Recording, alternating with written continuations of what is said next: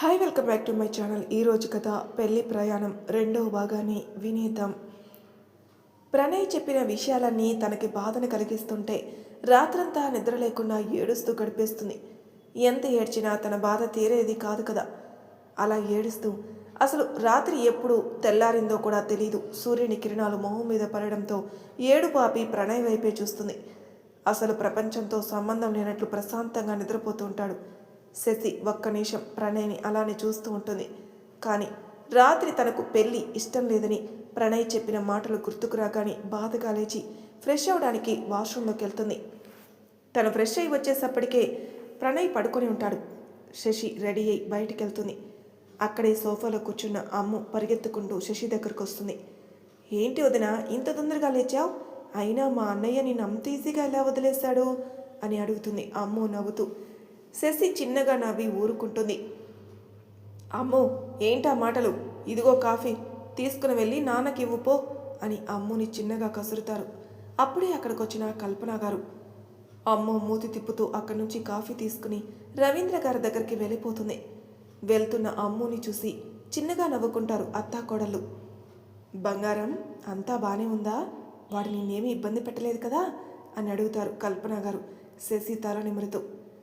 శశికి రాత్రి జరిగింది గుర్తుకొచ్చి తలదించుకుని లేదు అన్నట్టు తల ఊపుతుంది. శశి తలదించగానే తను సిగ్గుపడుతుందనుకుని ఆవిడ చాలా సంతోషంగా శశిని హక్ చేసుకుంటారు. శశి తన బాధ బయటికి కనిపించనివ్వకుండా ఆవిడ చుట్టూ చేతులు వేస్తుంది. సరే బంగారం, వెళ్ళి దేవుడి దగ్గర దీపం పెట్టి మీ ఆయనకి కాఫీ తీసుకునెళ్ళు అని అంటారు ఆవిడ చిన్నగా నవ్వుతూ. సరే అత్తమ్మ అని అక్కడి నుంచి దేవుడి మందిరం దగ్గరికి వెళ్ళి దీపం వెలిగించి కళ్ళు మూసుకుంటుంది. తన కనురెప్పల చాటున దాగి ఉన్న కన్నీరు శశి బుగ్గల మీదకి జారుతాయి. శశి వాటిని తుడుచుకుని కిచెన్లోకి వెళ్ళి కాఫీ చేసి వాళ్ళ రూమ్లోకి వెళ్తుంది. శశి వెళ్ళేసరికే ప్రణయ్ స్నానం చేసి టవల్ చుట్టుకుని బయటకొచ్చి ఇంకో టవల్తో తల తుడుచుకుంటూ ఉంటాడు. ప్రణయ్ని అలా చూస్తున్న శశి వెంటనే కళ్ళు మూసుకుని బావా అని పిలుస్తుంది. శశి పిలుపుకి అటువైపు చూసి తాను చూసుకుని శశికి సారీ చెప్పి డ్రెస్సింగ్ రూమ్లోకి వెళ్ళిపోతాడు. శశి కాఫీ అక్కడే ఉన్న టేబుల్ మీద పెట్టి ఆ రూమ్ మొత్తం కూడా క్లీన్ చేస్తుంది. శశి నాన్న ఇంట్లోనే ఉన్నారా అని అడుగుతాడు. అప్పుడే బయటకు వచ్చిన ప్రణయ్. హా బావా ఉన్నారు అని అంటుంది శశి ప్రణయ్ వైపు చూడకుండా. అమ్ము ఎక్కడుంది అంటాడు శశి తెచ్చిన కాఫీ సిప్ చేస్తూ. తను కూడా హాల్లోనే ఉంది బావా, మామయ్యతో మాట్లాడుతుంది అని అంటుంది. సరే, ఇంతకీ మన విషయం ఇంట్లో ఎవరికీ చెప్పలేదు కదా అని అడుగుతాడు. ఇక్కడ ఇంట్లో వాళ్ళకి తెలిసిపోతుందేమో అని భయపడుతూ. లేదు బావా, ఎవరికీ ఏమీ చెప్పలేదు అంటుంది శశి బాధగా. థ్యాంక్స్ శశి, నిజంగా రాత్రి అలా అన్నావనే కానీ ఎక్కడ ఇంట్లో వాళ్ళకి చెప్పేస్తావేమో అని భయం వేసింది. బట్ ఇప్పుడు ఆ భయం లేదు అని అంటాడు చిన్నగా స్మైల్ ఇస్తూ. నేనెవరికీ చెప్పను బావా, నువ్వు ఆ విషయంలో నన్ను నమ్మొచ్చు అని అంటుంది శశి. ప్రణయ్ అలా తనను అనుమానించేసరికి బాధపడుతూ సరే నేను బయటికి వెళ్తున్నాను అని కాఫీ కప్ శశి చేతిలో పెట్టి హాల్లోకి వెళ్తాడు. అక్కడ కల్పన గారు, రవీంద్ర గారు, అమ్ము ముగ్గురు మాట్లాడుకుంటూ ఉంటారు. ప్రణయ్ కూడా వెళ్ళి వీళ్ళతో జాయిన్ అవుతాడు. అలా నలుగురు సరదాగా కబుర్లు చెప్పుకుంటూ ఉంటారు. శశి మాత్రం ప్రణయ్ నవ్వుని చూస్తూ ఉంటుంది. వదినా, మా అన్నయ్యకు తర్వాత సైట్ కొట్టచ్చు కానీ ముందు పదండి వెళ్ళి టిఫిన్ చేద్దాం అని అంటుంది అమ్ము నవ్వుతూ. అమ్ము మాటలకి శశి తేరుకుని తలదించుకుని కూర్చుని ఉంటుంది. అందరూ కూడా శశి వైపే చూస్తారు.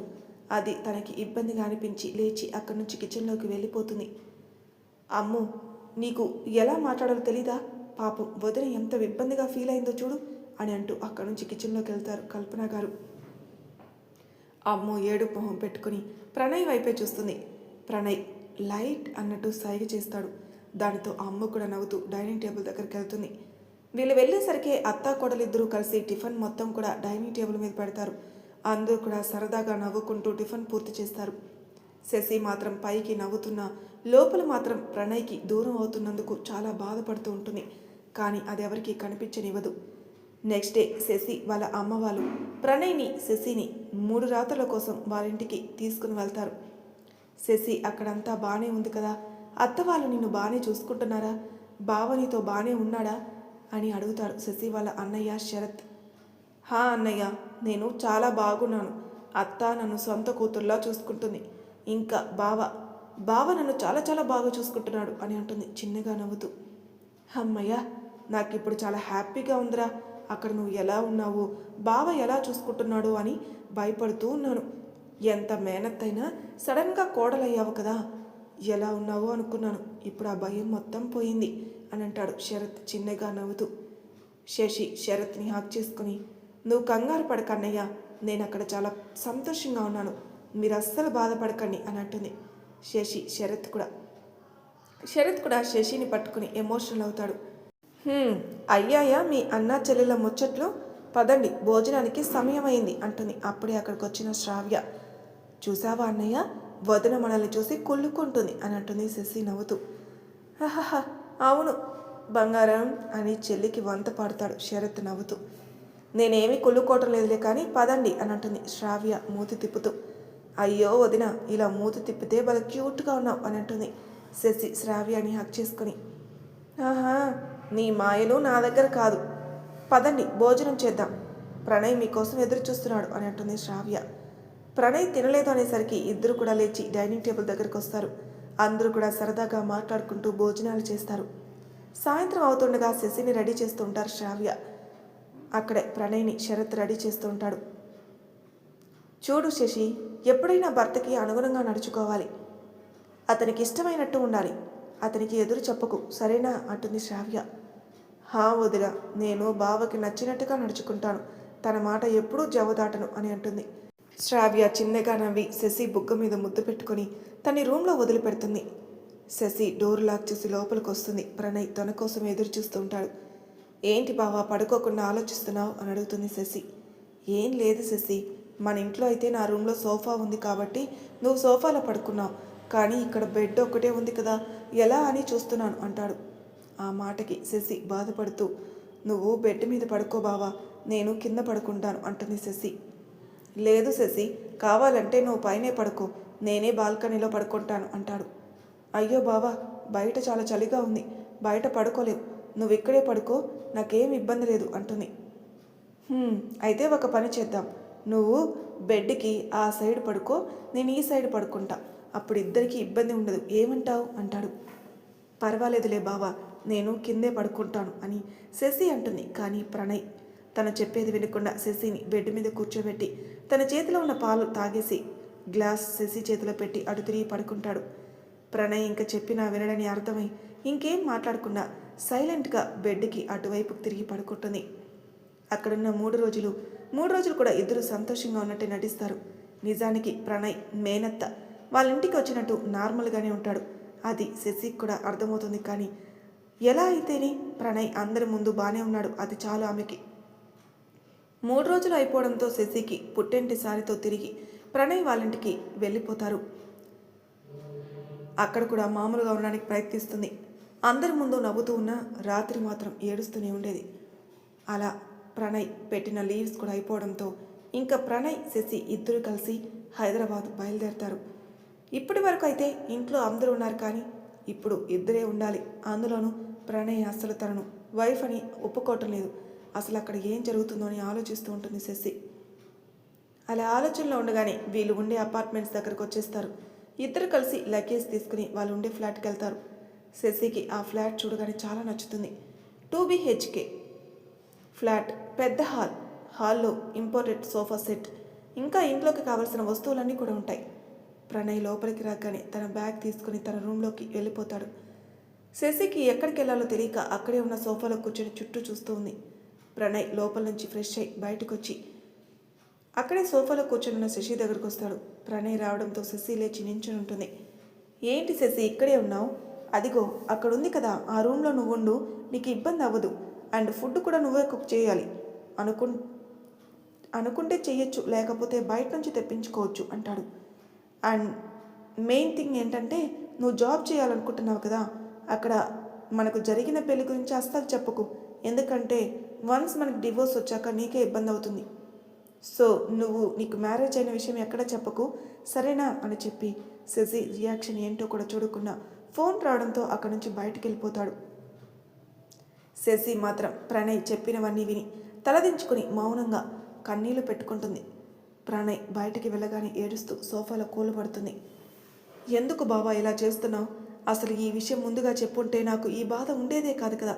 కనీసం నా భర్త పేరుగా నిన్ను చెప్పుకునే అర్హత కూడా నాకు లేదా బావా అని ఏడుస్తూ ఉంటుంది.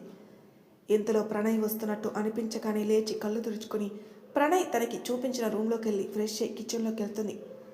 ప్రణయ్ పెళ్లి కోసమని 10 రోజుల ముందు వెళ్ళడంతో అసలు కిచెన్లో ఏమీ ఉండవు. కిచెన్ కూడా కొంచెం గజిబిజిగా ఉండడంతో శశి వాటన్నిటిని తీసి క్లీన్ చేసి అన్నీ నీట్గా సర్దేస్తుంది. అన్నీ క్లీన్ చేసి బయటకు వచ్చేసరికి ప్రణయ్ ఆర్డర్ ఇచ్చిన ఫుడ్ వస్తుంది. ప్రణయ్ ఆ పాకెట్స్ తీసుకుని శశిని పిలుస్తాడు. శశి 2 ప్లేట్స్ తీసుకొచ్చి ఆ ఫుడ్ ఇద్దరికి సర్వ్ చేసి ఒకటి ప్రణయ్కి ఇచ్చి ఇంకొకటి తను తీసుకుని ప్రణయ్ని చూస్తూ తింటుంది. ప్రణయ్ మాత్రం ఫోన్ చూసుకుంటూ తినేసి ప్లేట్ క్లీన్ చేయడానికి తీసుకుని వెళ్తాడు. కానీ శశి ప్రణయ్ని వారించి ప్రణయ్ చేతిలోని ప్లేట్ తీసుకుని తన ప్లేట్తో పాటు అది కూడా క్లీన్ చేసి మళ్ళీ హాల్లోకి వచ్చేస్తుంది. శశి, మా ఆఫీస్లో జాబ్ చేస్తావా లేకపోతే వేరే ఆఫీస్లో చూడమంటావా అని అడుగుతాడు ప్రణయ్. నీ ఇష్టం బావా, నీకు ఇబ్బంది లేదంటే మీ ఆఫీస్లో చూడు, లేకపోతే వేరే ఆఫీస్లో చూడు, నాకు ఎక్కడైనా ఇబ్బంది లేదు అని సమాధానం ఇస్తుంది శశి.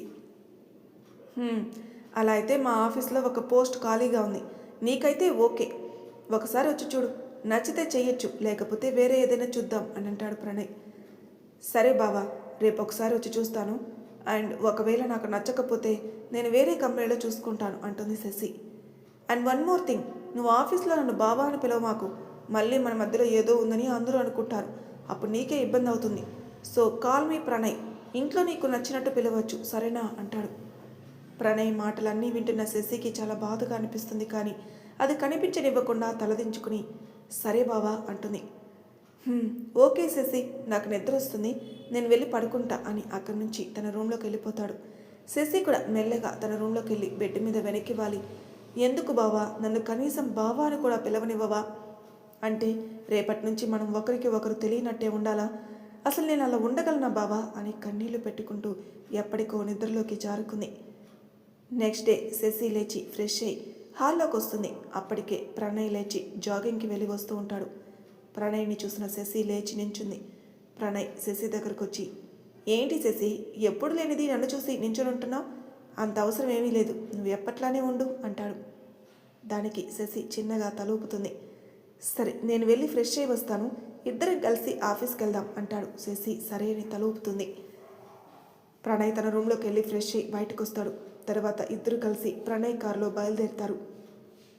చూడు శశి, అక్కడ నీకేమైనా ఇబ్బందిగా ఉంటే నాకు చెప్పు, అండ్ ఏమైనా కావాలన్నా కూడా నన్ను అడుగు, సరేనా అంటాడు. సరే అని చెప్తుంది. శశి, నీకు ఇంట్లో కంఫర్ట్గానే ఉందా, లేకపోతే ఏదైనా హాస్టల్లో చూడాలా అని అడుగుతాడు ప్రణయ్. ఆ మాటకి శశికి చాలా బాధగా అనిపిస్తుంది. కానీ అది కనిపించనివ్వకుండా తలదించుకొని అదేమీ లేదు బావా అంటుంది. సరే అని ఒక రెస్టారెంట్ ముందు కారాపి టిఫిన్ చేసి మళ్ళీ ఆఫీస్కి స్టార్ట్ అవుతారు. బావా, నన్ను ఒకసారి సూపర్ మార్కెట్కి తీసుకుని వెళ్ళవా? అసలు ఇంట్లో సామాన్లు ఏమీ లేవు, అందుకే తీసుకోవాలి అంటుంది. ఓకే శశి, తీసుకుని వెళ్తాను. అండ్ ఇంకొక విషయం, నాకు పెళ్ళైన విషయం ఆఫీస్లో ఎవరికీ తెలియదు, నేను లీవ్స్ కూడా సిక్ లీవ్స్ తీసుకున్నాను, సో ఎవరికీ తెలియదు, అందుకే నువ్వు కూడా ఏమీ మాట్లాడుకో అంటాడు. శశి బాధగా సరే అంటుంది. ప్రణయ్ ఆఫీస్ రావడంతో కార్ పార్క్ చేసి తను తీసుకుని వాళ్ళ ఆఫీస్ ఫ్లోర్కి తీసుకువెళ్ళి అక్కడ ఏమి అడగాలో చెప్పి ముందు తను వెళ్ళిపోతాడు. వెళ్తున్న ప్రణయ్ని బాధగా చూస్తూ ఉంటుంది. శశి కొంచెంసేపటికి నార్మల్ అయి రిసెప్షన్ దగ్గరికి వెళ్ళి ఇంటర్వ్యూ గురించి చెప్తుంది. రిసెప్షనిస్ట్ మేనేజర్కి కాల్ చేసి శశి గురించి అడగగా తన్ని రమ్మని చెప్తారు. ఆ మేనేజర్ అదే విషయం శశికి చెప్పి తన్ని మేనేజర్ దగ్గరికి పంపిస్తుంది. శశిని చూడగానే అక్కడున్న అబ్బాయిలందరూ ఏదో అద్భుతాన్ని చూసినట్టు చూస్తుంటారు. అమ్మాయిలేమో ఆమె అందాన్ని చూసి కుళ్ళుకుంటూ ఉంటారు. శశి మాత్రం ఇవేమీ పట్టనట్టు సైలెంట్గా అక్కడి నుంచి మేనేజర్ రూమ్లోకి వెళ్తుంది. అక్కడ కొంచెంసేపు ఇంటర్వ్యూ జరుగుతుంది. వెల్ మిస్ శశి, మీరు ఈ జాబ్కి సెలెక్ట్ అయ్యారు అని శశికి చెప్పి రిసెప్షనిస్ట్కి కాల్ చేసి అపాయింట్మెంట్ ఆర్డర్ తీసుకొని రమ్మని చెప్తారు. ఆ రిసెప్షనిస్ట్ ఆ లెటర్ ఇచ్చేసి వెళ్ళిపోతుంది. చూడండి శశి, మీకు కనుక ఇక్కడ వర్క్ చేయడం ఇష్టమైతే ఈ అగ్రిమెంట్ చదివి సైన్ చేయండి అని ఇస్తారు. శశి ఆ అగ్రిమెంట్ మొత్తం కూడా చదివి శాలరీ కూడా ఎక్కువగానే ఉండడంతో సైన్ చేసి ఆవిడికి ఇస్తుంది. ఓకే శశి, మీరు ఈ రోజు నుంచి జాయిన్ అవ్వాలి అనుకుంటే ఓకే, లేకపోతే రేపటి నుంచి వచ్చేయండి, ఈ రోజుకి మాత్రం జస్ట్ మీ టీంని ఇంట్రడ్యూస్ చేసుకోండి అని ఒకరికి కాల్ చేసి లోపలికి రమ్మని చెప్తారు. అతను లోపలికి రాగానే, చూడండి శశి, అతను అర్జున్, మీ టీం లీడర్, అండ్ మీకు ఎలాంటి డౌట్స్ వచ్చినా అతన్ని అయినా అడగచ్చు, నన్నైనా అడగచ్చు, నో ప్రాబ్లం అంటుంది ఆ మేనేజర్. అండ్ మిస్టర్ అర్జున్, తను శశి ఇంక నుంచి మీ టీంతో వర్క్ చేస్తుంది. సో తనకి ఏం చేయాలో చెప్పండి అండ్ ఎలా చేయాలో కూడా చెప్పండి అని తనకి చెప్పి శశిని అతనితో వెళ్ళమని చెప్తుంది. శశి ఆవిడికి థ్యాంక్స్ చెప్పి అర్జున్తో కలిసి బయటకు వస్తుంది. Hi Shashi, this is Arjun, మీ టీం లీడ్ని. మేడం చెప్పినట్టు మీకేమైనా డౌట్స్ వస్తే నన్ను అడగచ్చు అని ఒక క్యూట్ స్మైల్తో చెప్తాడు. థ్యాంక్స్ సార్ అంటుంది. శశి అంతకు మించి మాట్లాడాలి అని కూడా అనుకోదు. అర్జున్ కూడా ఇంకేం మాట్లాడకుండా తన్ని తీసుకుని వెళ్ళి వాళ్ళ టీంకి పరిచయం చేస్తాడు. ఫస్ట్ డే కాబట్టి పెద్దగా వర్క్ చేయకుండా జస్ట్ వాళ్ళ ప్రాజెక్ట్ గురించి ఎక్స్ప్లెయిన్ చేస్తాడు. హాఫ్ డే అలా గడిచిపోతుంది.